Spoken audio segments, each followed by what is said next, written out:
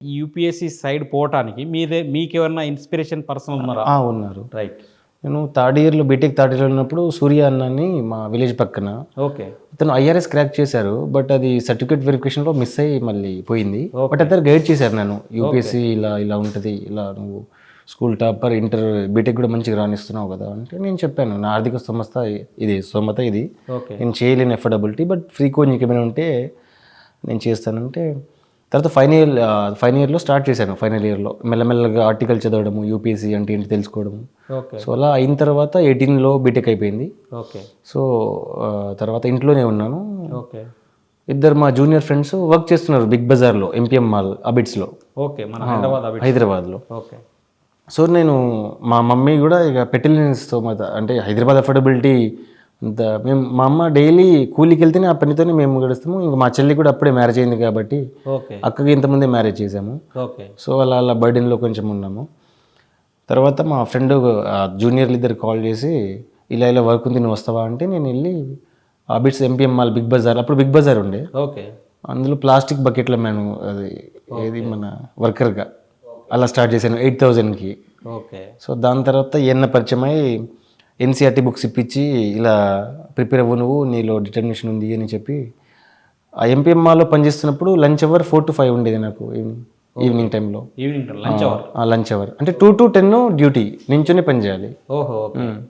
4 to 5లో కూడా నేను పక్కన కాంపిటేటివ్ మెటీరియల్ పట్టుకొని ఇలా అన్నం తిని చూసేవాడిని. అంటే 1 అవర్ కూడా వేస్ట్ కాకూడదు నాది ఖచ్చితంగా.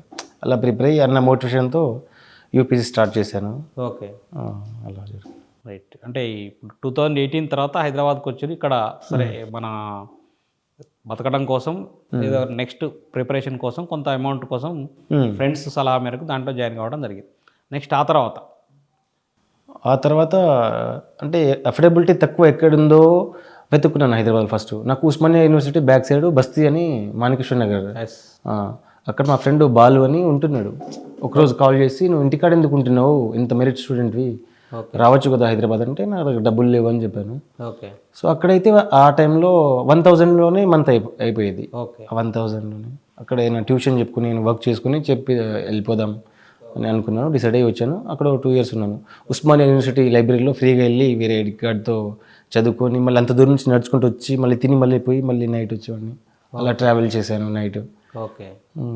అలా స్టార్ట్ చేసి తర్వాత ఫ్రెండ్స్ వీళ్ళు ఆర్థిక సాయం, ఇంకా మా అక్క బావ వీళ్ళు కూడా ఆర్థిక సాయం చేసి, మా అమ్మ కూడా కొంచెం పనులు వెళ్ళి ఆర్థిక సాయం చేసి ఇంకా అశోక్ నగర్ షిఫ్ట్ అయ్యి ఓకే. ఒక 3 months ఉన్నాను హాస్టల్లో. అశోక్ నగర్లో. ఓకే. అప్పుడు 6,000 ఏమో ఉండే. అప్పటికి డబ్బులు అయిపోయినాయి, ఇంకేం చేయాలో తెలియదు. తర్వాత ఎస్టీ స్టడీ సర్కిల్ అని మన మానస హిల్స్ దగ్గర ఉంది, రాజనగర్. ఓకే. అక్కడ తెలుసుకున్నాను ఒక అన్న చెప్తుంటే, అలా నువ్వు ఫ్రీ కోచింగ్ వెళ్ళు, నీ దగ్గర డబ్బులు లేవు కదా అని. రామకృష్ణ అన్న అని నా హాస్టల్ మేట్ ఉండే ఇప్పుడు. అలా ఎంట్రన్స్ టెస్ట్ రాసి అందులో సెలెక్ట్ అయ్యి అక్కడ తీసుకున్నాను కోచింగ్. ఓకే. యూపీఎస్సీకి అసలు బేసిక్స్ ఫౌండేషన్ తీసుకున్నాను అక్కడ. మొత్తం ఏం చెప్పలేదు, బట్ బేసిక్స్ ఏమేమి ఉంటాయి ఏంటి అని నార్మల్గా చెప్పేశారు. ఓకే. అక్కడ నుంచి మళ్ళీ అశోక్ నగర్ షిఫ్ట్ అయ్యి ప్రిపేర్ అయ్యి ఏది ఎస్టీ స్టడీ సర్కిల్లో మీరు బేసిక్ ఫౌండేషన్ సంబంధించిన జనరల్ స్టడీస్ రిమైనింగ్ అన్ని ఒక 9 months కోచింగ్ ఫౌండేషన్ ఇచ్చారు అంతే జస్ట్. ఓకే. అదొక ప్లాట్ఫామ్ అయిపోయింది నాకు యూపీఎస్సీకి. ఓకే. దాని తర్వాత ఇంకా మొత్తం తెలుసుకొని అశోక్ నగర్ షిఫ్ట్ అయ్యాను. ఓకే. అశోక్ నగర్ షిఫ్ట్ అయ్యి మళ్ళీ వేరే అబ్బాయి రాసి పడేసిన టెస్ట్ సిరీస్ని ఆ చెత్త బుట్టని తీసుకొని నేను వాటిని రిఫర్ చేసి నేను చదువుకునేవాడిని. అంటే అఫోర్డబిలిటీ లేదు టెస్ట్ సిరీస్ తీసుకోవడానికి కూడా. అలా ఆ స్టడీ సర్కిల్ ఏంటంటే వాళ్ళే భోజనం పెట్టి హాస్టల్ ఇస్తారు కాబట్టి అక్కడ ఫ్రీగా గడిచిపోయింది 9 months అనేది. ఓకే. దాని తర్వాత ఇక అఫోర్డబిలిటీ లేదు కాబట్టి మళ్ళీ అశోక్ నగర్ హాస్టల్లో ఉండి చదువుకొని అట్లా తర్వాత రూమ్కి షిఫ్ట్ అయ్యి తర్వాత 3-4 members గ్యాదర్ అయ్యి అలా చేశాను. ఇప్పుడు నా ఫ్రెండ్ డిప్యూటీ కలెక్టర్ అశోక్ కూడా నాకు అక్కడే ఫ్రెండ్. ఓకే. స్టడీ సర్కిల్లోనే. ఎక్సైఎస్ఐ రమేష్ కూడా అక్కడే ఫ్రెండ్. అంటే మరి యూపీఎస్సీ నెక్స్ట్ మళ్ళీ ఇటు స్టేట్ సర్వీసెస్ సైడ్ షిఫ్ట్ కావడానికి రీజన్ ఏమి? ఆర్థిక స్తోమత అనేది రోజు రోజుకి దిగజారిపోతుంది. మా అమ్మ కూడా హెల్త్ ఆల్మోస్ట్ 50+ ఉంటుంది ఓకే ఏజ్. సో మా అమ్మ కూడా చెప్పేది కొంచెం చూసుకో, ఏదైనా వర్క్ చూసుకో, ట్యూషన్స్ లాంటివి చెప్పుకో అంటే ట్యూషన్ కూడా వెతుక్కున్నాను. 1 month చెప్పాను ట్యూషన్. అలా చెప్పి యూపీఎస్సీకి ప్రిపేర్ అవ్వాలి ఖచ్చితంగా, ఏదో ఒకటి కొట్టాలి అని డైలీ ట్యూషన్ చెప్పి వచ్చిన తర్వాత కూడా నైట్ వరకు 12-1 వరకు చదివేది. ఎర్లీ మార్నింగ్ లేచి కూడా అలా కంటిన్యూ చేశాను. ఓకే. దాంతో స్టేట్ సర్వీస్లో 2022లో గ్రూప్ 1 నోటిఫికేషన్ వచ్చి ఇలా స్టేట్కి కూడా ఒకటి ఏదో ఒక జాబ్ కొట్టాలని ఫ్రెండ్స్ వాళ్ళు వీళ్ళు చెప్తా ఉంటారు. సో రమావత్ ఆనంద్ అని, వసంత్, రవి, పావని వీళ్ళు చెప్పేవాళ్ళు నువ్వు కూడా ఇందులో స్టేట్ సర్వీస్లో ఏదో ఒక రాయనికి వచ్చేస్తుంది అని. ఓకే. నేను గ్రూప్ 1 ఒక్కటే ఫోకస్ చేశాను, గ్రూప్ 2 గ్రూప్ 3 లైట్గా చదివాను. బట్ ఒకటే ఆన్సర్ రైటింగ్ చాలా బాగా రాస్తాను నేను, ఇంకా నాకు కన్ఫామ్గా వస్తుందని వాళ్ళు కూడా చాలా ఇన్స్టిట్యూషన్ వాళ్ళు కూడా మా ఆన్సర్స్ చూసి వస్తుంది అనుకున్నారు. బట్ అన్ఫార్చునేట్లీ 14 మార్క్సే వచ్చాయి. ఎస్టీ కేటగిరీలో అయినా వస్తుంది అనుకున్నా కానీ రాలేదు. Okay. 410. Okay, right. Okay, next తర్వాత ఇటు గ్రూప్ 2 రాశాను. ఓకే. 344 మార్క్స్ వచ్చాయి. కేటగిరీలో ఇంకో 6 మార్క్స్ ఉంటే సర్వీస్ వచ్చేది. ఓకే. నెక్స్ట్ గ్రూప్ 3 3లో 265 మార్క్స్ వచ్చాయి. ఇంకా 1176 ర్యాంక్ వచ్చింది. ఓకే. అసిస్టెంట్ ఆడిటర్గా ఇప్పుడు సెలెక్ట్ అయ్యాను. Okay, right. ఇప్పుడే అంటే ఆడిట్ డిపార్ట్మెంట్లో ఇది అంటే హెడ్ ఆఫీస్లో ఉండే head office pay and accounts Abids head ఆఫీస్లోనే. మరి ఈ గ్రూప్ 3కి సంబంధించి కానీ అయితే అన్ని మీరు గ్రూప్ 2 గ్రూప్ 1 కూడా బాగా ప్రిపేర్ అయ్యారు. అంటే ఇంకా ఎలా ప్రిపేర్ అయితే ఈ గ్రూప్ 2కి సంబంధించి కానీ గ్రూప్ 1 కానీ క్రాక్ చేయొచ్చు అని మీ అనిపించింది? ఎక్కువ మార్క్ టెస్టులు రాస్తే బెటర్ అనిపించేది నాకు. ఓకే. అంటే నాకు ఎక్కువ డబ్బులు లేదు నా దగ్గర కాబట్టి నేను ఎక్కువ మార్క్ టెస్టులు తీసుకోలేదు. ఓకే. సో వేరే వాళ్ళు తీసుకొని వాళ్ళ దగ్గర తీసుకొని అడగడము, ఈ న్యూస్ పేపర్ చదవడం డైలీ అలా కవర్ చేసుకొని గ్రూప్ 2లో కొంచెం మిస్ అయింది 2 మార్క్స్, ఒక 6 మార్క్స్. రైట్. అంటే ఇప్పుడు జనరల్గా అంటే సిలబస్ ఆల్మోస్ట్ 1 కానీ 2 కానీ 3 కానీ అదే సిమిలర్లీ ఉంటాయి. కొన్ని 3తో పోలిస్తే 2లో కొంచెం ఒక పేపర్ ఎక్కువ, మళ్ళీ 2తో పోలిస్తే 1లో ఇంకో 2 పేపర్లు ఎక్కువ, ఇట్లా ఉంటుంది. మరి నెక్స్ట్ ప్రిపేర్ అయ్యే అభ్యర్థులు కూడా వాళ్ళ ప్రిపరేషన్కు target either group 2 or group 3 ఏదైనా ఫిక్స్ చేసుకొని చదివితే బెటర్ అంటారా, అన్నిటినీ బ్యాలెన్స్ చేసుకుంటే బెటర్ అంటారా? అంటే ప్లాన్ బి చాలామందికి యూపీఎస్సీ వాళ్ళకైతే ప్లాన్ బి స్టేట్ ఉంటుంది. బట్ గ్రూప్ 1 వాళ్ళకి కూడా ప్లాన్ బి గ్రూప్ 2 గ్రూప్ 3 ఉంటే బెటర్ అని అనుకుంటున్నాను. ఒక సిలబస్కి స్టిక్ అవ్వాలి ఫస్ట్. అసలు సిలబస్ ఏముంది అది కొంచెం టేబుల్ ముందు ఎక్కడైనా అతుకుబెట్టి డైలీ సిలబస్ని చూస్తే అసలు మనం రైట్ డైరెక్షన్లో ఉన్నామా లేదా అది చూసుకొని తెలుగు అకాడమీ బుక్స్ కానీ స్టాండర్డ్ బుక్స్ ఫస్ట్ చూడాలి. ఇప్పుడు మార్కెట్లో చాలా అవైలబుల్ బుక్స్ ఉన్నాయి, నెంబర్ ఆఫ్ బుక్స్ ఉన్నాయి, అవి అట్రాక్ట్ చేస్తాయి పీపుల్ని. బట్ అది రాంగ్ వేలో తీసుకెళ్తాయి.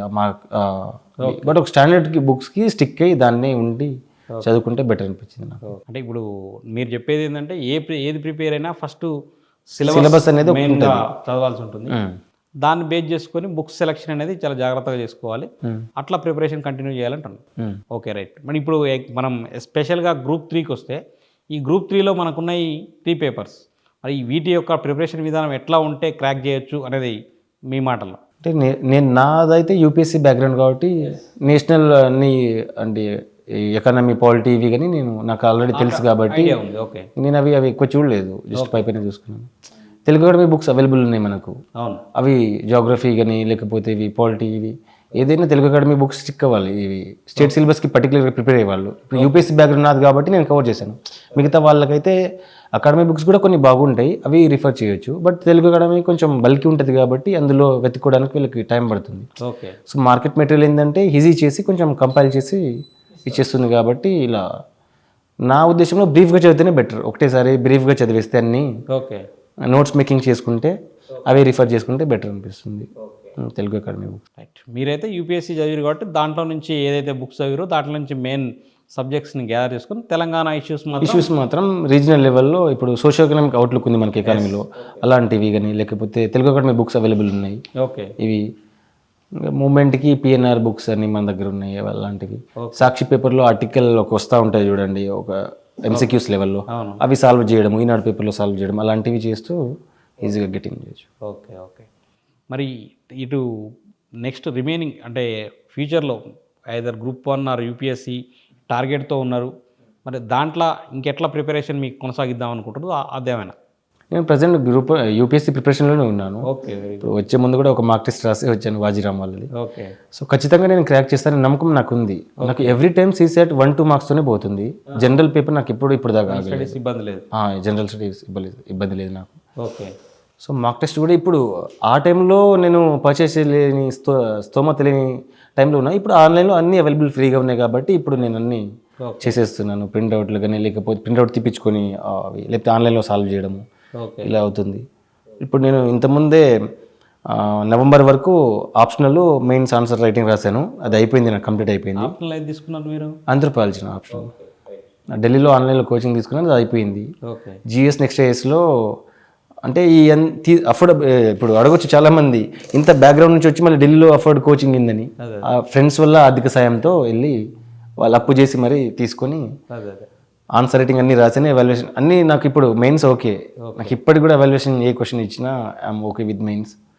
But waiting for prelims out అయితే గెటింగ్ పక్క ర్యాంక్ వస్తుంది.